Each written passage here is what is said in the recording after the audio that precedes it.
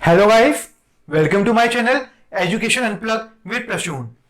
जैसा कि हमने अपने प्रीवियस वीडियो में देखा था कि आप पाइथन में प्रिंट स्टेटमेंट कैसे यूज कर सकते हैं, इंडेंटेशन का क्या इंपॉर्टेंस होता है और आप पाइथन में कमेंट कैसे यूज कर सकते हैं। आज हम अपने इस वीडियो में देखेंगे कि पाइथन में वेरिएबल्स क्या होते हैं और आप उनको कैसे यूज करते हैं।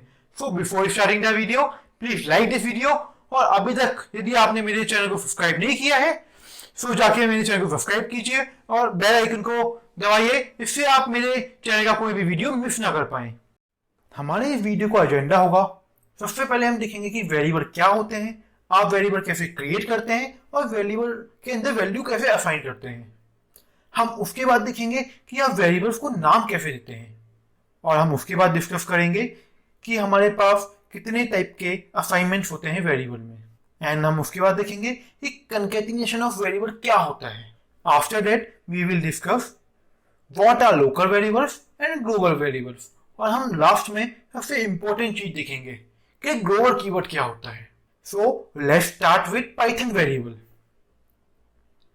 Variable are a container for storing data values. जैसे कि हम अपने घर पे एक कंटेनर यूज करते हैं कोई भी सामान स्टोर करने के लिए, ऐसे ही हम पाइथन में कोई भी डेटा रखने के लिए एक कंटेनर यूज करते हैं और उस कंटेनर को हम वेरिएबल कहते हैं। पाइथन में वेरिएबल क्रिएट करना बहुत ही सिंपल है। सिर्फ आपको अपने वेरिएबल का नाम देना है और असाइनमेंट ऑपरेटर जो कि आपका इक्वल साइन होता है वो लगा के जो भी आपको उसके अंदर वैल्यू देनी है वो लिख देनी है। जैसे कि मैंने यहाँ पे एक एक्स वेरिएबल क्रिएट किया है जिसके अंदर मैंने असाइनमेंट ऑपरेटर जो कि यहाँ पे इक्वल साइन है वो यूज करके उसके अंदर 5 स्टोर किया है। और मैंने यहाँ पे एक और नया वेरिएबल लिया है वाई, जिसके अंदर मैंने असाइनमेंट ऑपरेटर से एजुकेशन अनप्लग स्टोर किया है। यहाँ पे मेरा एक्स और वाई एक वेरिएबल है। हम इसको एक इंप्लीमेंटेशन के साथ देखते हैं। मैं यहाँ पे एक वेरिएबल ले रहा हूँ एक्स और उसके अंदर मैं असाइनमेंट ऑपरेटर यूज करके 20 स्टोर कर रहा हूँ, और जब आप इस एक्स को यहाँ पे प्रिंट कराएंगे तो आपकी जो भी आपने उसके अंदर वैल्यू स्टोर की होगी वो आपकी प्रिंट हो जाएगी। ऐसे ही मैं यहाँ पे एक और वेरिएबल लेता हूँ वाई और उसके अंदर एक स्ट्रिंग स्टोर कराता हूँ, और जब आप यहाँ पे वाई को प्रिंट करेंगे तो आपने जो भी उस वाई के अंदर स्टोर किया होगा वो आपका प्रिंट हो जाएगा। अब हम देखेंगे कि आपके पास कौन कौन से रूल हैं जिससे आप वेरिएबल के नाम देते हैं।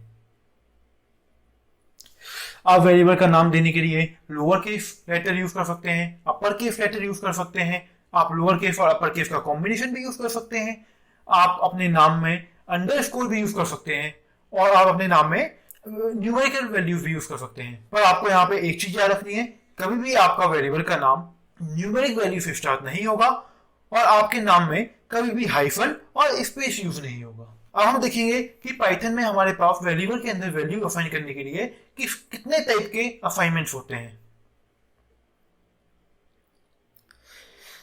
पाइथन यूज करने का हमारे पास एक बहुत अच्छा एडवांटेज है। वो एडवांटेज ये है कि हम एक ही लाइन में डिफरेंट वेरिएबल्स के अंदर डिफरेंट वैल्यू असाइन कर सकते हैं। उसके लिए आपके पास बहुत ही सिंपल सिंटैक्स है। आपको अपने वेरिएबल्स लिखने हैं कॉमा सेपरेट करके, और सिर्फ एक असाइनमेंट ऑपरेटर लगा के जो भी आपको उन वेरिएबल्स के अंदर वैल्यू स्टोर करनी है वो वैल्यूज देनी है कॉमा सेपरेट करके। जैसे कि मैंने यहाँ पे 3 वेरिएबल लिए हैं एक्स वाई और जेड, और मैंने उनके अंदर ऑरेंज बनाना और चेरी स्टोर किया है। यहाँ पे मेरा जो पहला वेरिएबल है उसके अंदर मेरी पहली वैल्यू स्टोर हुई है ऑरेंज, दूसरे वेरिएबल के अंदर दूसरी वैल्यू, एंड रिस्पेक्टिवली जेड के अंदर चेरी। पाइथन आपको एक और एडवांटेज देता है, आप डिफरेंट वेरिएबल्स के अंदर सेम वैल्यू भी सिंगल लाइन में असाइन कर सकते हैं। उसके लिए भी बहुत ही सिंपल सिंटैक्स है। आपको अपने वेरिएबल्स लिखने हैं और उनके बीच में आपको असाइनमेंट ऑपरेटर जो कि आपका इक्वल साइन होता है वो लगाना है, और आपको लास्ट वेरिएबल के आगे असाइनमेंट ऑपरेटर लगा के जो भी आपको उन तीनों वेरिएबल्स के अंदर वैल्यू असाइन करनी है वो वैल्यू वहां पे लिख देनी है। जैसे कि मैंने यहाँ पे 3 वेरिएबल लिए हैं एक्स वाई और जेड, और मैंने तीनों के बीच में असाइनमेंट ऑपरेटर लगाया है, और लास्ट में मैंने असाइनमेंट ऑपरेटर लगा के उन तीनों वेरिएबल्स के अंदर ऑरेंज स्टोर किया है। अब हम इसको एक इंप्लीमेंटेशन के साथ देखते हैं। मैंने यहाँ पे 3 वेरिएबल लिए हैं एक्स वाई एंड जेड, और मैंने यहाँ पे पहले वेरिएबल के अंदर ऑरेंज स्टोर किया है, दूसरे के अंदर एप्पल और तीसरे के अंदर बनाना। मैं यहाँ पे तीनों वेरिएबल को प्रिंट करा के दिखाता हूँ एक्स वाई एंड जेड। अब हम देखेंगे कि आप सिंगल लाइन में डिफरेंट वेरिएबल्स के अंदर सेम वैल्यू कैसे असाइन करते हैं। उसके लिए मैं यहाँ पे 3 वेरिएबल और लेता हूँ ए बी एंड सी, और उन तीनों वैल्यूज के अंदर मैंने अपना नाम स्टोर कराया है। तो मैं अब इन तीनों वैल्यू को प्रिंट करा देता हूँ। सो यहाँ मेरे ए के अंदर +1 स्टोर हुआ है, बी के अंदर भी +1 स्टोर हुआ है और सी के अंदर भी +1 स्टोर हुआ है। अब हम देखेंगे कंकैटिनेशन ऑफ वेरिएबल क्या होता है। पाइथन में कंकैटिनेशन का मतलब होता है दो चीजों को ऐड करना या फिर दो चीजों को कंबाइन करना। पाइथन में आपका प्लस सिंबल कंकैटिनेशन के लिए यूज होता है। अब मैंने यहाँ पे एक वेरिएबल लिया है x, जिसके अंदर मैंने माई नेम इज एक स्ट्रिंग स्टोर की है, और मैंने यहाँ पे एक और वेरिएबल लिया है y, जिसके अंदर मैंने अपना नाम +1 स्टोर किया है, और उसके बाद मैंने यहाँ पे एक और तीसरा वेरिएबल लिया है जिसके अंदर मैंने x + y, यहाँ पे जो आपका प्लस है वो आपका कंकैटिनेशन सिंबल है, वो स्टोर किया है। उसके बाद मैंने उसको प्रिंट कराया है, तो ये मुझे आउटपुट में देगा माई नेम इज +1। हम इसको एक इंप्लीमेंटेशन के साथ देख लेते हैं।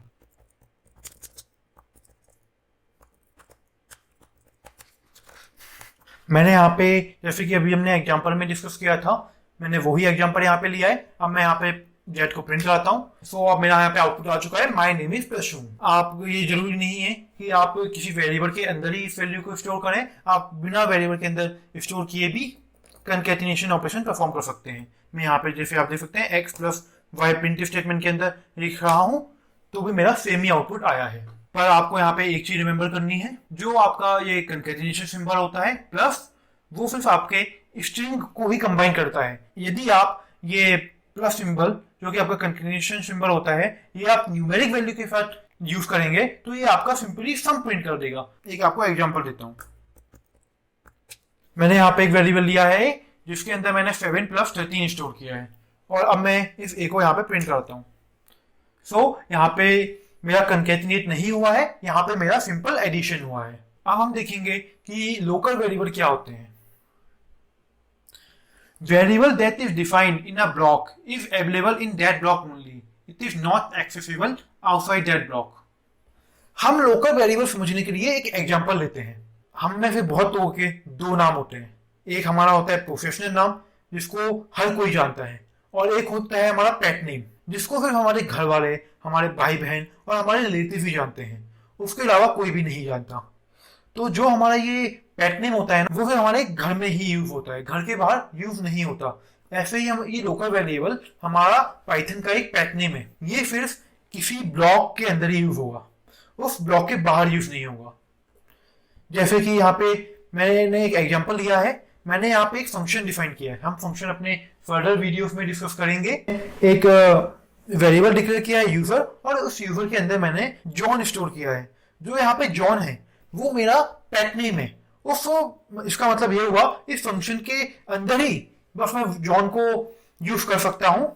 इस फंक्शन के बाहर यदि मैं जॉन को यूज करने जाऊंगा तो ये मुझे एरर दे देगा। मतलब जॉन को इस फंक्शन के बाहर, या फिर जो ये आपका ये एक फंक्शन है जो कि ब्लॉक है, जिसको हम एक घर भी कह सकते हैं, उसके बाहर जॉन को कोई भी नहीं जानता। हम इसको एक इंप्लीमेंटेशन के साथ देखते हैं।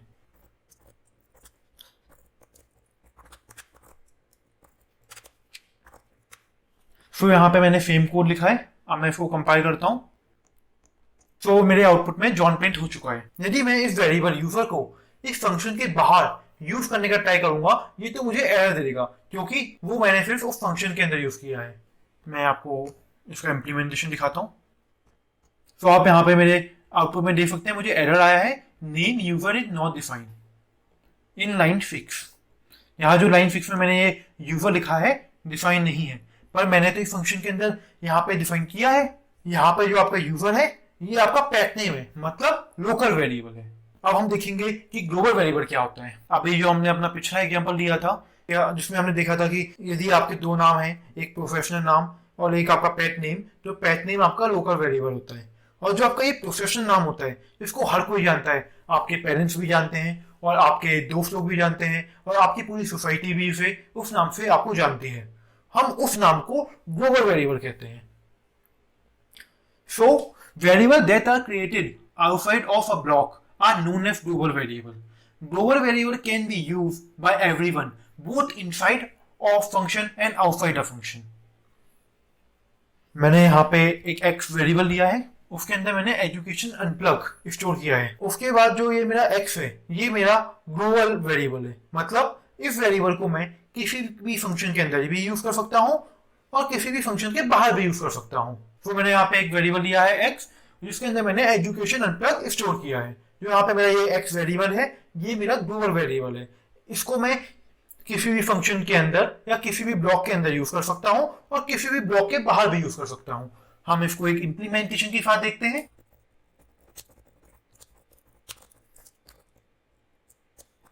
यहाँ पे मैंने जो मेरा एक्स ग्लोबल वेरिएबल है उसे मैंने यहाँ पे फंक्शन के अंदर कॉल किया है। तो आप यहाँ पे मेरे आउटपुट में देख सकते हैं एजुकेशन अनप्लग प्रिंट हो चुका है। अब मैं इस वेरिएबल को इस फंक्शन के बाहर भी यूज करके देखता हूँ। सो देखिए यहाँ पे मुझे कोई भी एरर नहीं आया है, क्योंकि यहाँ पे मेरा एक्स एक ग्लोबल वेरिएबल है, उसको हर कोई जानता है। किसी फंक्शन के अंदर भी जानते हैं उसे और किसी फंक्शन के बाहर भी जानते हैं उसे। अब ये तो हो गई हमारी सब सिंपल चीजें, पर लाइफ में कुछ भी सिंपल नहीं होता। सो अब यहाँ पे एक ट्विस्ट आता है। यदि हमने एक वेरिएबल क्रिएट किया एक किसी फंक्शन के बाहर और उसी नाम का वेरिएबल हमने किसी ब्लॉक के अंदर भी क्रिएट किया, तो फिर क्या होगा? हम इसको एक इंप्लीमेंटेशन के साथ देखते हैं।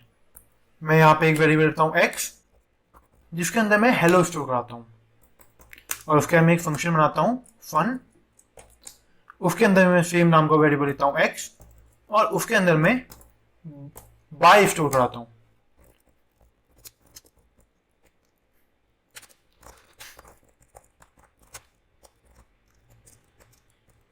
सो अब हम देखते हैं कि हमारा आउटपुट क्या आता है।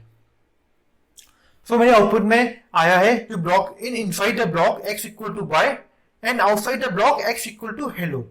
ये इसलिए हुआ है क्योंकि मैंने एक ब्लॉक के अंदर यदि मैं किसी वेरिएबल को डिक्लेयर करूंगा तो वहां पे उस वेरिएबल को प्रायोरिटी मिल जाती है। इसका मतलब यह है कि यदि आपने पहले भी कभी भी उस वेरिएबल को डिक्लेयर किया है तो उस फंक्शन के अंदर वो वैल्यू काम में नहीं आएगी। आपने जो उस वेरिएबल के अंदर नई वैल्यू स्टोर की है वो वहां पे यूज होगी। ऐसे ही यहाँ पे हुआ है। मैंने पहले एक ग्लोबल वेरिएबल बनाया x, जिसके अंदर मैंने हेलो स्टोर किया है और उसके बाद मैंने एक फंक्शन के अंदर उस वेरिएबल को मैंने दोबारा क्रिएट किया और उसी वेरिएबल के अंदर मैंने नई वैल्यू असाइन की बाय और फिर मैंने उस वैल्यू को प्रिंट कराया है। सो मैंने यहाँ आउटपुट में बाय प्रिंट हुआ है। जैसे ही मैं उस फंक्शन के बाहर आया तो ये वैल्यू यहाँ पे लोकल थी, लोकल बन गया था। तो यहाँ पे ये मेरी वैल्यू फिर इस फंक्शन के अंदर ही एक्सेस होगी। पर जो ये x है ये तो ग्लोबल है, तो इसे तो मैं फंक्शन के बाहर भी एक्सेस कर सकता हूँ। सो यहाँ पे मेरा इसलिए हेलो प्रिंट हुआ है, क्योंकि यहाँ पे मेरा x एक ग्लोबल वेरिएबल है। अब हम एक बहुत इंपॉर्टेंट चीज डिस्कस करने जा रहे हैं, ग्लोबल कीवर्ड। यदि आप चाहते हैं कि जो आपका पेट नेम है उससे आपको आपकी सोसाइटी भी जाने, तो उसके लिए हम ग्लोबल कीवर्ड यूज करते हैं। ग्लोबल कीवर्ड आपके किसी भी लोकल वेरिएबल को ग्लोबल बनाने में हेल्प करता है। To create a global variable inside a function we use global keyword. जैसे कि मैंने यहाँ पे एक फंक्शन बनाया है और उस फंक्शन के अंदर मैंने ग्लोबल कीवर्ड यूज करके x को मैंने ग्लोबल कर दिया है।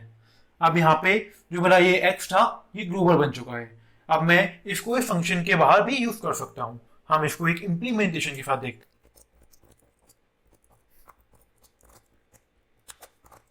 पहले मैं अभी इस कोड को आपको कंपाइल करके दिखाता हूँ। तो मेरे यहाँ पे हेलो प्रिंट हो चुका है, पर मैं इस वेरिएबल को इस फंक्शन के बाहर प्रिंट करूंगा ये मुझे एरर देगा, x इज नॉट डिफाइंड। पर यदि मैं इस x को यहाँ पे ग्लोबल बना देता हूँ, उसके बाद मैं इसको कंपाइल करता हूँ, तो आप देख सकते हैं यहाँ पे मेरा आउटपुट आ चुका है हेलो। अब जो है मेरा x है जो मैंने एक फंक्शन के अंदर स्टोर किया था वो मेरा ग्लोबल बन चुका है। इस तरीके से आप किसी भी लोकल वेरिएबल को ग्लोबल वेरिएबल में कन्वर्ट कर सकते हैं। So I hope you like the video. यदि आपको इस वीडियो से रिलेटेड कोई भी डाउट है तो प्लीज मुझे कमेंट सेक्शन के थ्रू बताइए। मैं डेफिनेटली आपकी क्वेरी को सॉल्व करूंगा।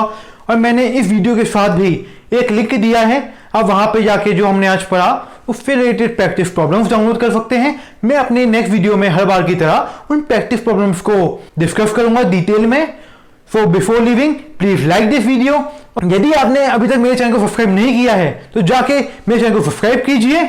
सो at last I would say stay safe, stay home. जय हिंद, जय भारत।